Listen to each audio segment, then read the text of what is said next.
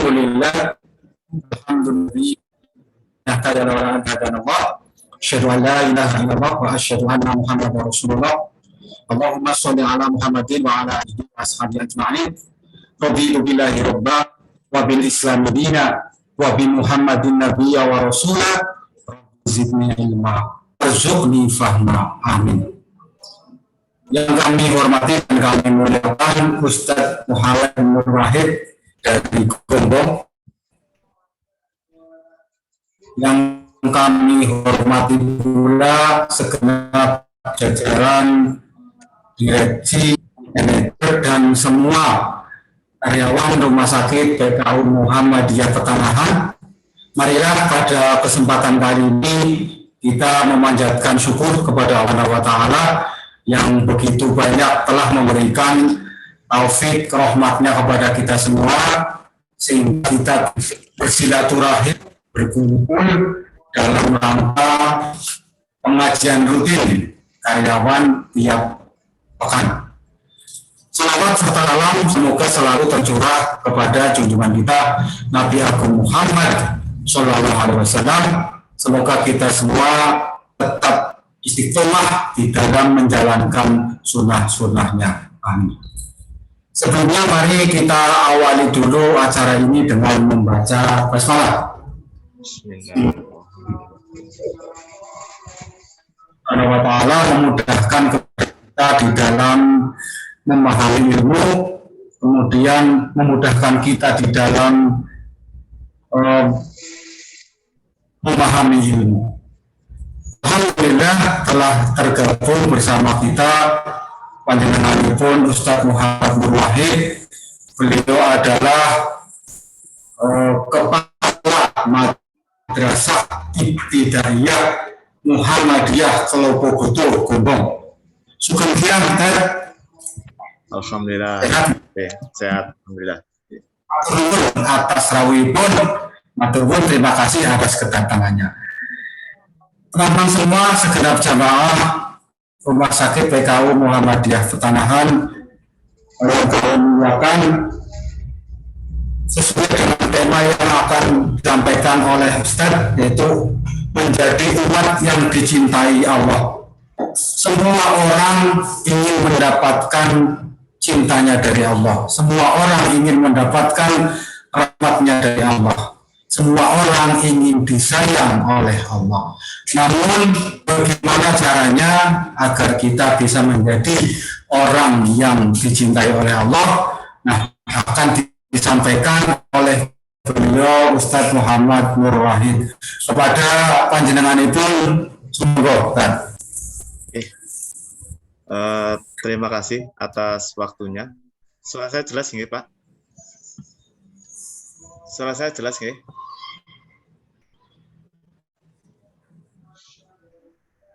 Suara saya jelas nggih? Oke. Bismillahirrahmanirrahim. Alhamdulillah nahmaduhu ta'ala wa nasta'inuhu wa nastaghfiruh wa na'udzu billahi min syururi anfusina wa min sayyiati a'malina. May yahdihillahu fala mudhillalah wa may yudlilhu fala hadiyalah. Asyhadu an la ilaha illallah wahdahu la syarikalah wa asyhadu anna Muhammadan abduhu wa rasuluh sallallahu alaihi wa ala alihi wa ashabihi ajmain.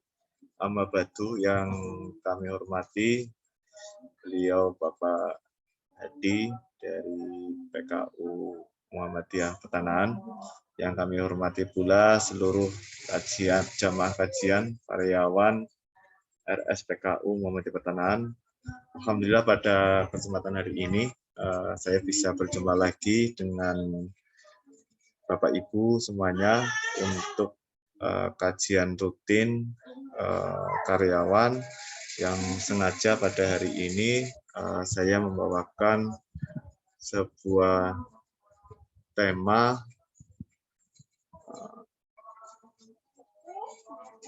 yang berjudul umat yang dicintai oleh Allah. Mudah-mudahan yang setelah nanti kita kaji bersama, kita menjadi umat yang Allah cintai dan Allah ridhoi. Bapak Ibu jamaah yang kami hormati, saya atas secara materi.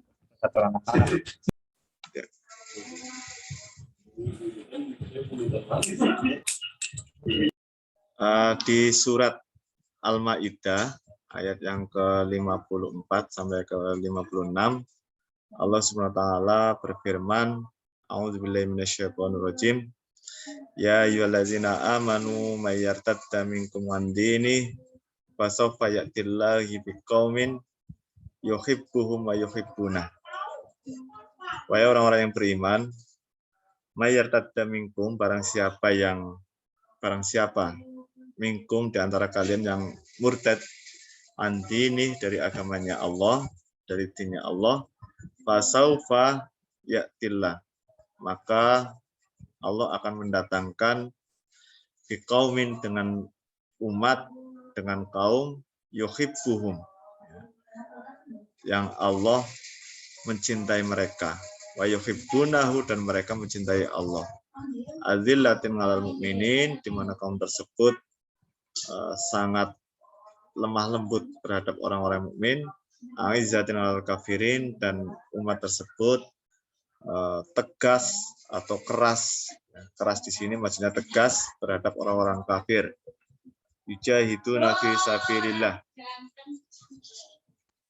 mereka berjihad fi sabilillah, di jalannya Allah Subhanahu wa taala. Wala yakhafuna, dan mereka ini, kaum ini, tidak khawatir, tidak merasa takut laumata laim, terhadap celaan orang-orang yang suka mencela. Dzalika fadlullah, itulah keutamaan Allah, yu'tihi may yasha, yang Allah berikan kepada siapa yang Allah kehendaki. Wallahu wasi'un alim, dan Allah Subhanahu wa taala wasi', maha luas, alim, dan maha mengetahui. Innama waliyukumullah wa rasuluhu walladzina amanu, sesungguhnya wali-walinya Allah, wali-wali kalian, yaitu Allah, Rasulnya, dan orang-orang yang beriman. Siapa orang yang beriman? Alladzina yuqimunas shalah, orang-orang yang mendirikan salat, wa yutunuz zakah, dan orang-orang yang membayar zakat, wa hum raqiun, dan mereka itu adalah orang-orang yang ruku'. Wa may yatawallallah wa rasulahu walladzina amanu fa inna hizballahi humul ghalibun. Maka barang siapa di antara kita yang mengambil Allah dan Rasulnya sebagai wali, walladzina amanu, dan orang-orang yang beriman sebagai wali, fa inna hizballah, maka sesungguhnya pengikut agamanya Allah, tentaranya Allah, hizibnya Allah, humul ghalibun, itulah tentara yang akan dimenangkan oleh Allah Subhanahu wa taala, baik di dunia maupun di akhirat. Bapak Ibu karyawan Rumah Sakit PK Muhammad Petarung yang saya hormati, yang berbahagia, di ayat ini, di ketiga ayat ini, Imam Ibnu Katsir rahimahullah taala memberikan tafsir. Sebenarnya anaknya pakai bahasa Arab, tapi saya belum koper untuk membuat materi dan bahasa Arab. Di ayat ini kita bisa baca bersama. Allah berfirman menceritakan kepada kita tentang kekuasaannya yang maha besar, bahwa barang siapa yang memalingkan diri, tidak mau menolong agamanya Allah, tidak mau menegakkan syariatnya Allah, sesungguhnya Allah akan menggantikannya dengan kaum yang lebih baik daripadanya, lebih keras pertahanannya, serta lebih lurus jalannya. Perihalnya sama dengan apa yang disebutkan dalam surat Muhammad ayat yang ke-38, wa in tatawallau yastabdil qauman ghairakum tsumma la yakunu amsalakum.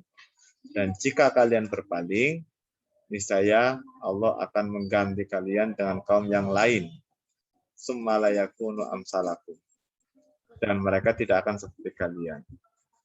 Ini juga serupa dengan surat An-Nisa ayat yang ke-133, iyasya yudhibkum ayyuhan nas wa ya'ti bi akharin. Jika Allah menghendaki, niscaya Dia musnahkan kalian, wahai manusia, dan wa ya'ti bi akharin, dan Dia datangkan umat yang lain. Juga senada pula di surat Ibrahim ayat yang ke-19 sampai 20, iyasa yudhibkum wa ya'ti bi khalqin jadid. Dan jika Allah menghendaki, niscaya Dia membinasakan kalian. Wa ya'ti bi khalqin jadid, dan mengganti kalian dengan makhluk yang baru.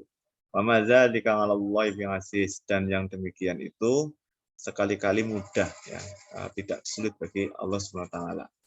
Bapak Ibu jamaah yang kami hormati, maka ini menjadi pelajaran bagi kita semuanya, mengingat kita umat muslim di negara kita adalah umat yang mayoritas. Nah, dulunya umat yang mayoritas.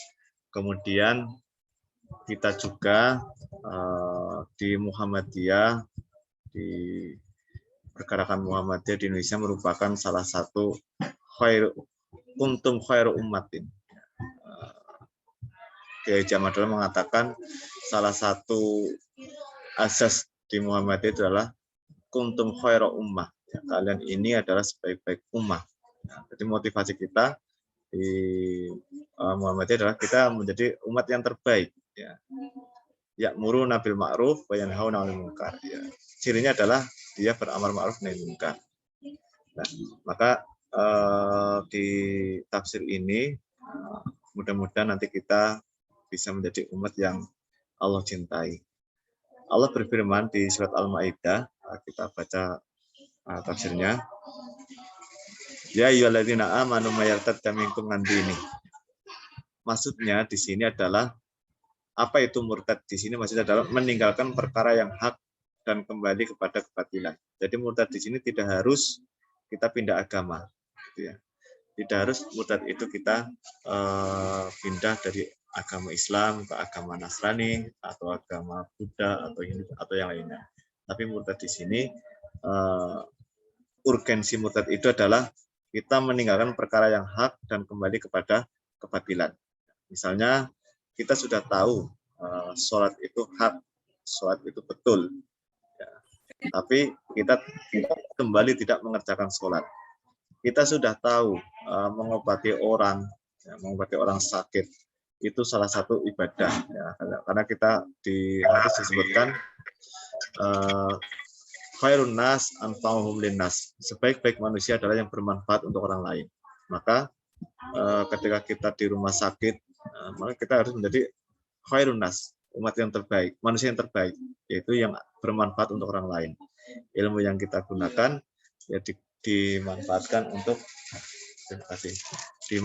untuk orang lain, untuk mengobati orang lain, dan di situ kita niatkan betul-betul untuk beribadah. Jangan sampai kita salah dalam niatan. Kita niatkan untuk mencari uang, kita niatkan untuk biar kita disebut sebagai pahlawan, atau kita niatkan biar kita disebut sebagai dokter atau perawat yang hebat. Jangan sampai di situ. Maka kita betul-betul niatkan khairun nas anfa'uhum linnas. Sebaik manusia adalah yang bermanfaat untuk orang lain. Itu diantaranya. Maka tatkala kita salah niatan, kita murtad, kita sudah tahu yang hak mana, kemudian kita murtad, tidak menggunakannya dan kembali ke kebatilan, ya, dengan alasan apapun, ya, maka Allah akan fasaufa ya'tillah biqaumin yuhibbuhum wa yuhibbuna. Allah akan mengganti kita dengan kaum yang lain. Yuhibbuhum wa yuhibbuna. Yang Allah mencintai mereka dan mereka pun mencintai Allah Subhanahu wa taala. Maka jangan heran Bapak Ibu, sekarang mungkin di Indonesia mayoritas muslim. Tapi bisa jadi ketika kita lengah dengan ayat ini, kita murtad, ya, kita mengatakan ini benar, ini betul, tapi kita meninggalkannya, nanti Allah akan menghilangkan Islam dari Indonesia. Banyak sekali negara-negara yang dulunya mayoritas muslim, kemudian bisa berganti menjadi negara yang bukan muslim. Seperti itu. Banyak sekali negara-negara yang dulunya negara non-muslim, negara kafir, secara perlahan bisa menjadi negara muslim. Seperti sekarang kita tahu di Eropa, di Amerika, itu sudah mulai banyak sekali orang yang berbondong-bondong masuk ke agama Islam. Sebentar nih.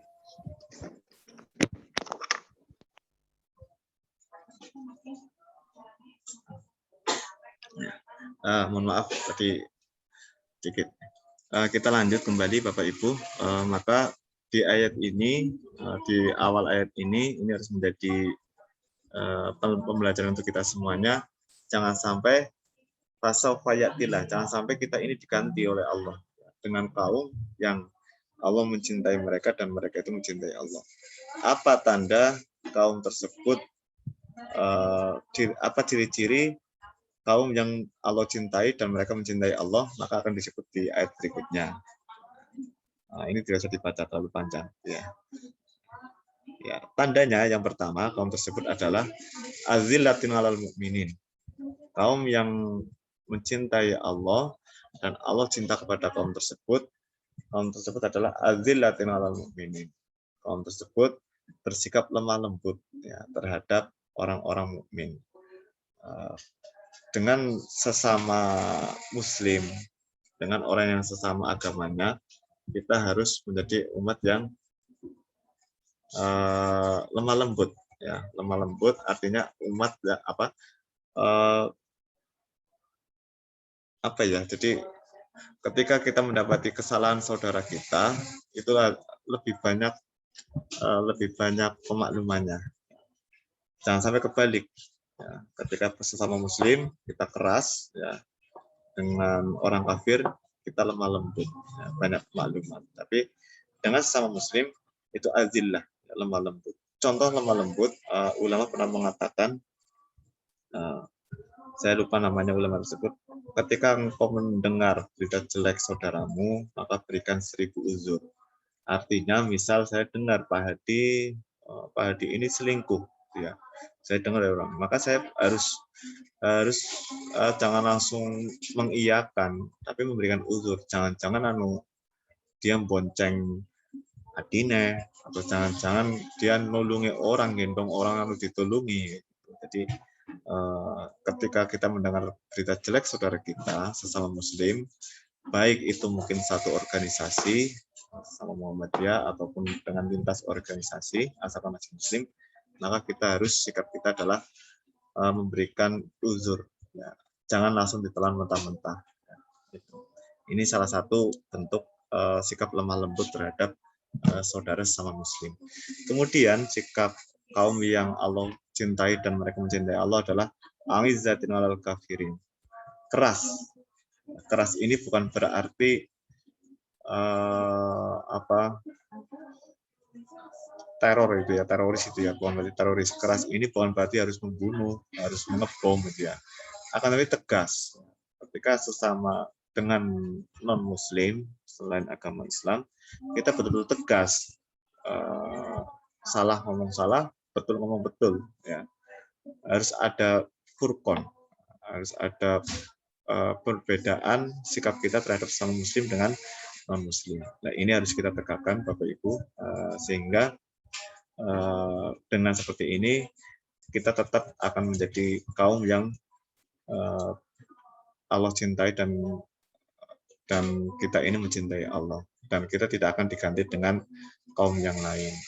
Akan tetapi ketika konsep yang awal ini kita lepas, kita kebalik, jangan salahkan ketika nanti kita ini diganti oleh Allah. Indonesia yang tadinya negara muslim bisa menjadi negara kafir. PKU Pertanahan misalnya tidak memakai konsep ini untuk bersosialisasi dengan pasien atau dengan masyarakat, jangan salah ketika nanti PKU Pertanahan ini akan diganti dengan rumah sakit Islam yang lain seperti itu. Kemudian ayat ini semakna dengan surat Al-Fat ya, di ayat yang ke-29 bisa Bapak Ibu baca sendiri ya. Kemudian sifat yang berikutnya yujahiduna fi sabilillah. Setelah disebutkan sikap yang pertama angisab, lemah lembut dan tegas ya, dan jelas siapa yang harus lemah lembut, pada siapa kita tegas. Allah sebutkan sikap kaum tersebut adalah yujahiduna fi sabilillah. Mereka ini berjihad di jalan Allah. Wala yakhafuna laumata laim, dan tidak peduli, tidak takut, tidak khawatir terhadap celaan orang-orang yang mencela. Karena apa Bapak Ibu? Selurus-lurus apapun kita berbuat pasti akan ada orang yang mengatakan bengkok kayak gitu. Makanya sikap seperti ini, sikap istiqomah, sikap tangguh, ya, teguh terhadap pendirian itu penting. Ya. Yakni mereka tidak pernah mundur, ya, setapapun dari prinsipnya, yaitu taat kepada Allah, menegakkan batasan-batasannya, memerangi musuh, dan melakukan amar ma'ruf serta nahi mungkar. Nah, ini kan persis seperti yang disampaikan oleh Kiai Jamal Dahlan, khairu apa kuntum khairu ummah. Ya, ini sebaik-baik umat di surat Ali Imran kalau nggak salah itu. Nah, kita ketika amar ma'ruf nahi mungkar itu harus betul-betul jihad. Ya, jadi jihad ini jangan dipahami perang. Jihad itu mujahadah itu artinya sungguh-sungguh, ya, bersungguh-sungguh, serius, ya. Jangan sampai tidak serius dalam beragama. Ketika azan dikumandangkan, misalnya, ya udah kita serius, kita tunjukkan itu orang manggil untuk sholat, ya kita sholat. Jangan nantilah. Ketika kita misalnya mengobati pasien untuk menjadi orang yang anfa'ul linnas, ya, yang bermanfaat untuk orang lain, ya kita harus betul-betul serius, jangan setengah-setengah. Ketika kita beragama itu jangan setengah-setengah. Udkhulu fis-silmi kafah. Masuklah kita dalam agama Islam secara sempurna. Kafah, sempurna. Jangan sampai kita setengah-setengah. Karena apa? Ketika setengah-setengah itu magel. Magel itu ya nek masak budin orang matang, orang mentah kan orang enak dipangan. Seperti itu. Wala yakhafuna laumata laim, mereka sama sekali tidak pernah surut dari hal tersebut, ya. Ya, walaupun dicela, ya, orang pedih, ya, dengan celaan orang-orang yang suka mencela. Lumrah seperti itu, ketika kita melakukan kebaikan itu pasti akan dicela. Nggak mungkin ketika kita melakukan kebaikan itu akan langsam-langsam saja, lancar-lancar saja. Ini pasti akan ada orang yang mencela, pasti akan ada orang yang mengkritik, gitu ya. Makanya jangan takut dikritik, jangan takut dikritik. Maka kritikan itu kita gunakan sebagai kontrol kita, ya, kontrol kita sehingga kita ini tetap pada rel syariat dari Allah Subhanahu Wa Taala. Nah, kemudian di ayat yang berikutnya, di ayat yang ke-55, masih di ayat yang ke-54 ya. Keempat sifat tadi, angizatun alal mu'min, adillatun alal mu'minin, angizatun alal kafirin, ya. Yujahiduna fisabilillah, wala yakhafuna laumata laim, ya, itu dzalika fadlullah.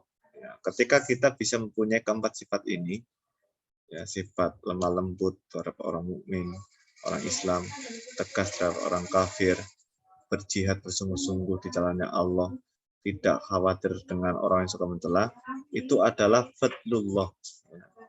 Itu adalah karunia dari Allah.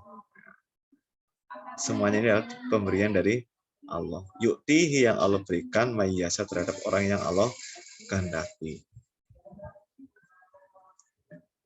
Bahkan di hadis itu disebutkan ketika Allah menginginkan kebaikan pada seseorang, ya, yufaqihu fiddin, Allah akan fakihkan kepada agama.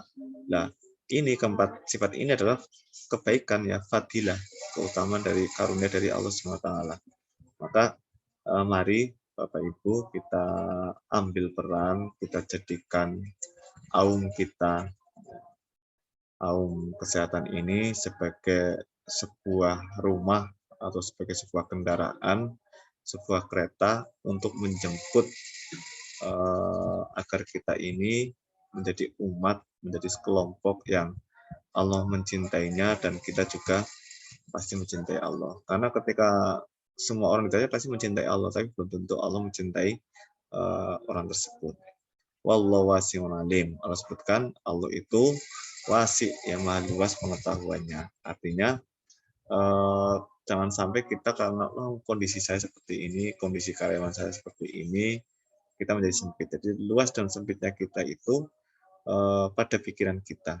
Dan Allah sudah sebutkan wallahu wasi'un alim. Allah maha luas dan maha mengetahui. Innama waliyukumullah, di ayat yang ke-55 surat Al-Maidah, Allah sebutkan Innama waliyukumullah. Sesungguhnya wali-walinya Allah, penolong mohon maaf, innama waliyukum, sesungguhnya penolong kalian, walinya kita, wali itu penolong. Ya, jadi wali itu penolong ya. Innama waliyukum, sesungguhnya penolong kita itu adalah Allah. Allah wa rasuluh, dan rasulnya. Walladzina amanu, dan orang-orang yang beriman. Ya, ini penolong kita itu bukan orang-orang non-muslim. Ya, maka jangan sampai kita bersandar kepada orang-orang non-muslim seperti itu. Siapa orang-orang yang beriman yang akan menjadi penolong kita? Yaitu alladzina yuqimunas shalah, yaitu orang-orang yang menunaikan sholat, orang-orang yang mendirikan sholat. Nah, jadi iqamatis shalah, mendirikan sholat itu berbeda dengan mengerjakan sholat. Ya. Ketika orang betul-betul iqamatis shalah, maka sholat itu akan berpengaruh pada kepribadiannya. Maka dia pasti akan tanha 'anil fahsya'i wal munkar. Dia akan meninggalkan perkara keji dan kemungkaran. Maka ketika ada orang sholat, kok masih berbuat kekejian, masih suka berbuat kemungkaran, maka ini belum iqamatis shalah. Dia belum mendirikan sholat. Wa yu'tunaz zakah, dan dia itu menunaikan zakat. Menunaikan zakat itu tidak harus kita diminta, ya. Harus sadar diri. Jangan sampai amil itu sampai meminta baru kita membayar zakat. Wahum rokimun, dan mereka ini adalah orang-orang yang ruku. Ayat ini di ayat Al-Maidah ayat yang ke-55 ini menyebutkan tentang di tafsirnya ini diceritakan tentang sahabat Ali, walaupun riwayatnya dhaif itu ya. Sahabat Ali yang sedang ruku, dia lagi posisi ruku, lagi saat ruku, kemudian ada orang pengemis, ada pengemis datang minta, kemudian Ali memberikan uang, memberikan harta ke itu. Bapak Ibu, maka dari riwayat-riwayat ini walaupun dhaif tapi banyak jalur. Nah, ini seperti ini ya. Dari Ali bahwa ayat ini diterima berkenaan dengan dia dua. Sebelah kanan apa? Pinggir gudon. Ya. Jemput. Ya pinggir gudon ya. Ya. Dari mundur. Ya. Ya, mohon maaf. Mohon dimutkan. Okay. Ya. Ayat ini, ayat yang ke-55, ini berkaitan dengan Ali yang waktu itu lagi ruku dalam kondisi sholat. Ya, kemudian ya. Ini ada orang yang ada peminta-minta datang dan ada yang sedekah. Dari riwayat ini, dari riwayat asar ini menjadi pemahaman kita bersama Bapak Ibu. Ternyata dulu para sahabat itu ketika sholat, padahal sahabat itu orang yang paling khusyuk ketika sholat. Khusyuk itu jangan dipahami meneng ya. Khusyuk itu paham dalam kondisi. Ada beberapa riwayat yang waktu itu Rasulullah lagi sholat, ada ular, kemudian Rasulullah mengambil tongkat dipentung ularnya, kayak gitu. Jadi khusyuk itu jangan dipahami harus meneng, harus diam. Tapi khusyuk itu adalah kita betul-betul paham rukun-rukun sholat, kita mengajarkan dengan baik, dan kita melihat kondisi sekitar. Rasulullah ketika jadi imam, kemudian di belakang ada anak kecil menangis, kemudian mempercepat sholatnya, seperti itu. Nah, ini kan berarti sholatnya Rasulullah itu kan betul-betul yang khusyuk seperti itu. Itu untuk yang ayat yang ke-55, maka mari Bapak Ibu kita menjadikan Allah dan Rasulnya itu menjadi wali-walinya kita, menjadi penolong-penolong kita. Jangan sampai kebalik, ya. Kan ayat ini jelas. Wal innama waliyukumul ladzina kita baca lagi di atas. Saya lupa ini. Innama waliyukumullahu wa rasuluhu walladzina amanu. Alladzina yuqimunas shalata wa yu'tunaz zakata wa hum raqimun. Ini jelas. Yang harus menjadi penolong kita adalah Allah, Rasulnya, dan orang-orang yang beriman. Jangan sampai kita mengindahkan ini. Ada masalah, kita minta tolong kepada orang non-muslim. Ya. menghilangkan Allah, menghilangkan Rasul, dan menghilangkan orang-orang yang beriman. Siapa orang yang beriman yang pantas menjadi penolong kita? Yaitu orang-orang yang mendirikan sholat dan membayar zakat. Dan mereka itu senantiasa ruku. Senantiasa ruku itu salah satu kondisi di mana kita ini paham sekitar kita, paham mempunyai kesosialan yang tinggi. Nah, ini orang-orang yang pantas untuk menjadi penolong-penolong kita. Di ayat yang ke-56,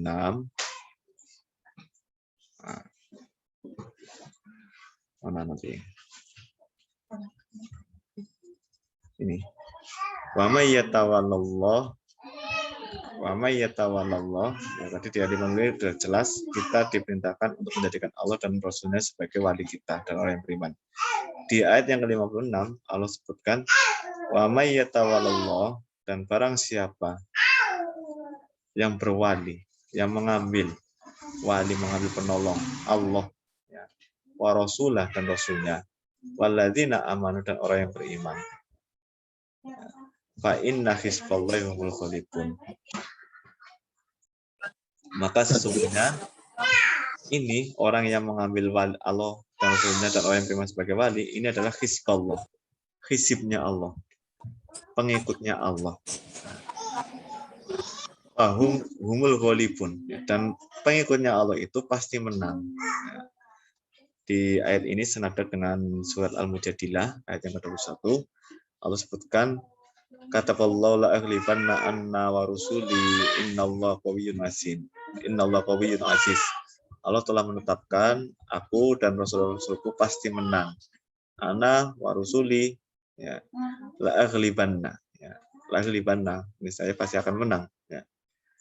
Innallaha qawiyyun aziz, sesungguhnya Allah itu maha qawi, maha kuat dan maha perkasa. Seperti itu. Maka setiap orang yang rela dengan kekuasaannya Allah dan Rasulnya dan orang yang beriman, dia pasti beruntung di dunia dan di akhirat, serta memperoleh pertolongan di dunia dan di akhirat. Karena itulah dalam surat ini disebutkan wa may yatawallallahu wa rasulahu walladzina amanu fa inna hizballahi humul ghalibun. Seperti itu. Maka mari Bapak Ibu, kita kembalikan ke rel kita ketika bermuamalah. Jangan sampai kita kebalik, tidak mendahulukan Allah dan tidak mendahulukan Rasulnya, bahkan mengindahkan orang-orang yang beriman. Artinya kiblat kita itu harus jelas, kita harus berkiblat kepada orang-orang yang beriman dulu. Jangan sampai kita berkiblat kepada orang-orang kafir. Jangan sampai kita berkiblat kepada orang-orang non-muslim. Ya. Kiblat kita, wali kita, penolong kita adalah Allah dan para rasulnya. Mungkin itu Bapak Ibu pada kajian siang hari ini, sedikit saja. Mudah-mudahan bermanfaat untuk kita semuanya. Dijadikan ayat surat Al-Maidah ayat yang ke-54 sampai ke-56 ini sebagai sebuah motivasi kita untuk bisa menjadi umat yang dicintai oleh Allah dan Rasulnya. Sekian dari saya, kurang lebihnya mohon maaf. Nasrun minallah fatun qorib. Wabillahi taufiq hidayah. Assalamualaikum warahmatullahi wabarakatuh. Waktu saya kembalikan kepada pembawa acara. Monggo. Waalaikumsalam warahmatullahi wabarakatuh. Alhamdulillah kepada Ustaz atas pemaparan materinya tentang umat yang dicintai oleh Allah. Nah, ini tentu saja kita harus berusaha lebih keras daripada biasanya. Orang mendapatkan cinta berarti dia telah berjuang untuk yang dicintainya. Nah, cuma begini ya, ini masih agak lama. Nah, buat teman-teman yang ingin bertanya, ingin mohon penjelasan, ingin juga boleh, mau mana Ustaz dan kena sekalian. teman-teman bisa di kolom chat atau bisa juga melambaikan tangan di nyom ya, melambaikan tangan ya, beton. Monggo kami tunggu.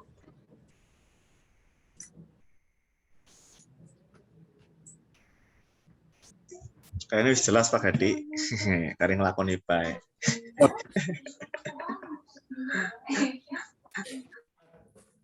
Kita akan sambil menunggu ya, nanti ada ini yang Arab ini juga lumayan ya, memanfaatkan waktu sebentar.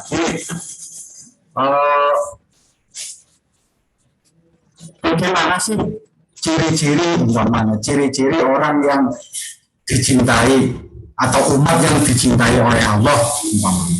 Kalau tadi kan disampaikan supaya kita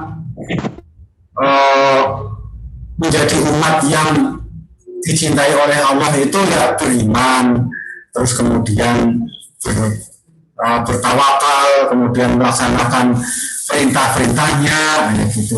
Tapi pertanyaannya, ciri-cirinya dia mau sendiri. Sayang dicintai oleh Allah kita bikin. Oke, terima kasih. Ciri-cirinya jelas Pak Hadi di surat Al-Maidah ayat yang ke-54 tadi. Dia itu umat yang dicintai oleh Allah itu adalah yang pertama, umat tersebut azillatun 'alal mu'minin. Azillatun 'alal mu'minin. Umat tersebut, kaum tersebut lemah lembut terhadap orang-orang yang beriman. Maka ciri yang pertama ini harus kita punyai. Dengan orang sesama muslim, kita harus lemah lembut. Yang kedua, cirinya adalah a'izzatin 'alal kafirin. Tegas, keras terhadap orang-orang kafir. Kemudian yang ketiga, cirinya adalah berjihad bersungguh-sungguh menjalankan syariat Islam. Dan yang keempat, dia tidak khawatir, tidak takut terhadap orang-orang yang suka mencela. Kayak gitu, Pak. Wallahu a'lam. Ada chat yang masuk. Nah, ini Dr. Tony Supriyo. Assalamualaikum Pak Kiai. Bersikap tegas kepada orang kafir atau non-muslim apa bisa diartikan sebagai memusuhi apa kepripun maturun? Oke. Kita kembalikan kepada konsep yang dipakai oleh Rasulullah SAW di dalam bermuamalah dengan orang-orang kafir. Ya, jadi yang lebih pas memakai konsep tegas, angizzah al-kafir itu adalah Rasulullah. Ya. Ternyata Rasulullah SAW dengan orang-orang kafir itu ya secara muamalah itu tegasnya itu bukan berarti memusuhi. Ya. Artinya Rasulullah itu dengan Rasulullah dengan orang-orang kafir itu tegasnya itu dia nek salah ya kena salah, benar ya demang benar, itu ya. Ketika orang-orang kafir melakukan muamalah yang salah, itu akan dibenarkan. Itu salah. Ya. Tapi dengan orang-orang mukmin yang disebut lemah lembut itu, uli ngomongnya ya dengan lemah lembut. Ini tegas, ini dalam amar ma'ruf nahi mungkar, bukan kemudian kita memusuhi. Ya. Jadi secara yang kita tegasi itu adalah sifat, bukan terhadap orangnya. Itu. Jadi konsep ini harus jelas ya. Tegas ini jangan dipahami musuh ya, memusuhi atau menganggap mereka itu sebagai musuh kita, karena nanti kalau seperti itu seolah-olah orang-orang kafir itu akan salah terus. Padahal kadang orang-orang kafir itu melakukan perbuatan yang tidak salah. Misalnya ada orang kafir itu membagikan sembako dan lain sebagainya. Nah ini kan betul, konsepnya betul, tapi perlu kita luruskan. Ya, luruskan artinya eman-eman kamu bersedekah karena agamamu masih belum muslim. Gitu. Seperti itu Pak Hadi. Allah alam. Bismillah. Ya. Monggo yang lain ini ada. Siap. Maksudnya nyambung tadi kita Jadi maksud ini kalau cirinya tadi disampaikan dengan ada berjihad, ada istilahnya dan lain-lain.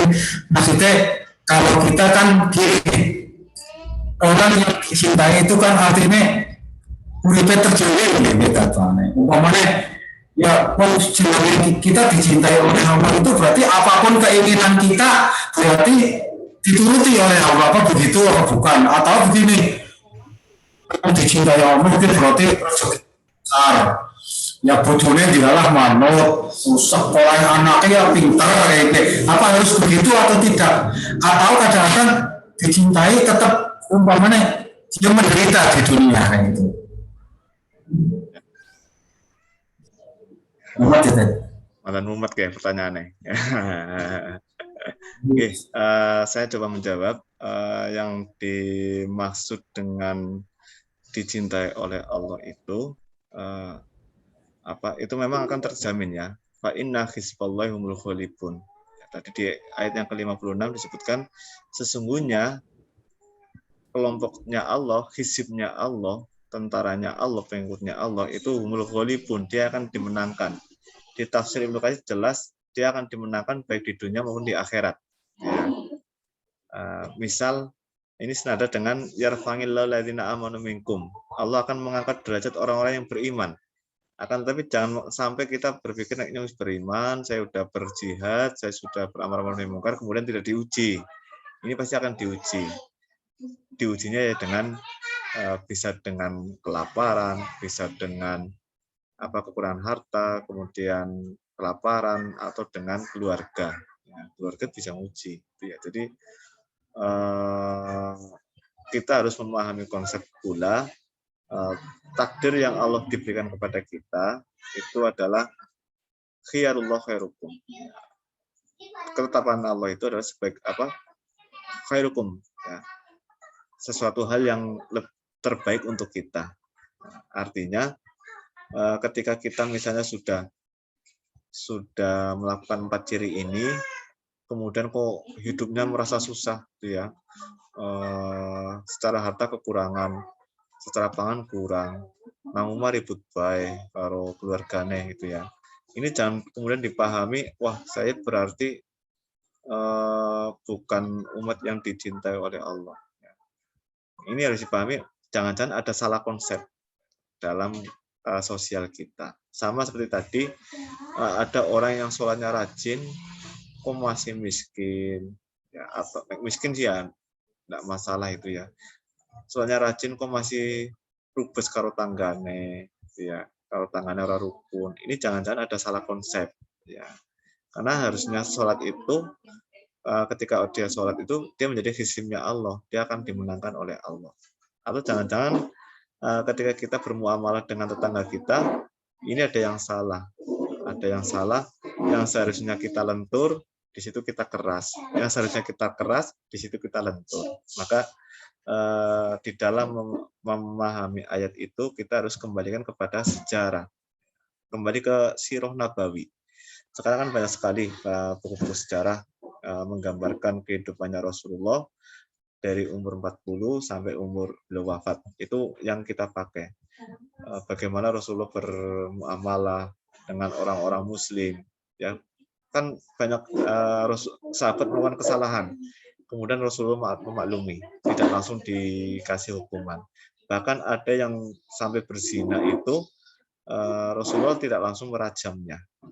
Dikasih kesempatan. Ada wanita, di riwayat dikatakan wanita mengaku berzina, dia hamil, maka Rasul ngomong, datang lagi besok ketika sudah lahiran, tidak langsung dirajam. Artinya di sini ketika sesama muslim itu harus adillah, lemah lembut. Karpet jangan langsung beras, tapi dengan orang kafir ya harus jelas, harus tegas kayak gitu. Nah, maka konsep seperti ini kok kemudian bilalah di kehidupan masyarakat kita banyak rintangan, bahkan mungkin diuji dengan berbagai masalah. Kita harus percaya itu pilihan Allah. Ya, ini ketetapan dari Allah. Kita harus sabar. Barangkali kita bisa bersabar itu dengan diberikan kelaparan, diberikan kekurangan harta. Dan barangkali ketika kita diuji dengan keluasan harta, perut kenyang, kita bisa lupa dengan Allah. Kayak gitu, Pak. Jadi konsepnya ya khiyarullah khairukum, ya. Pilihan Allah, ketetapan Allah yang terbaik untuk kita. Karena kadang orang yang beriman itu diuji dengan kehidupan yang kayak nang surga, itu ya. Kemudian dia tidak lulus ujian. Kadang orang yang beriman diuji dengan kelaparan, dia bisa lulus. Ya, gitu. Jadi kenikmatan dunia itu ujian, ya, baik itu luasnya rezeki atau sempitnya rezeki. Ini ujian. Ya, jangan dipahami sebagai menang atau kalah, karena menang dan kalah itu nanti di akhirat. Mudeng orang mudeng yang mudeng lah ya. Seperti itu, Pak Hadi. Oh iya. Matur nuwun. Apa belum? Masih ada yang ingin ditanyakan, monggo. Yang lain? Kalau bisa jawab, saya jawab. Kalau tidak bisa, ya nanti untuk PR-nya Pak Hadi.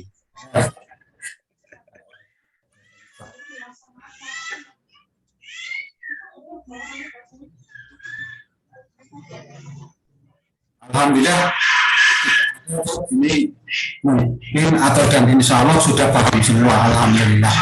Nah ini tinggal nanti dipraktekkan Pak Hadi. Bareng-bareng secara berjamaah sebetulnya kalau kita di sebuah perusahaan Islam di amal usaha yang muslim itu lebih mudah. Beda dengan misalnya kita di amal usaha yang di situ nasional. Artinya di situ banyak ada orang Islam, ada Muslim, itu akan lebih sulit. Maka harapan saya itu di PKU Pertanahan ya kita jadikan sebagai sebagai kendaraan. Ayo kita bareng-bareng memakai 4 ciri-ciri tadi. Kita munculkan, kita wujudkan 4 ciri-ciri ini di antara semua karyawan yang ada di PKU Muhammadiyah Pertanahan, sehingga nanti betul-betul PKU Muhammadiyah Pertanahan ini menjadi sebuah kendaraan yang di situ menjadi kendaraan yang dimenangkan oleh Allah. Ya, fa inna hizballahi humul ghalibun, ya. Hizib kendaraan yang dimenangkan oleh Allah Subhanahu wa taala. Mungkin itu Pak. Harapan saya seperti itu. Masih kecil. Ya, alhamdulillah ini waktunya sudah mepet buat persiapan teman-teman peran dan selanjutnya. Terima kasih kepada Ustadz Muhammad Nur Wahid atas tausiahnya. Terima kasih juga kepada teman-teman semua yang telah mengikuti acara pada kesempatan hari ini. Kita tutup tentu di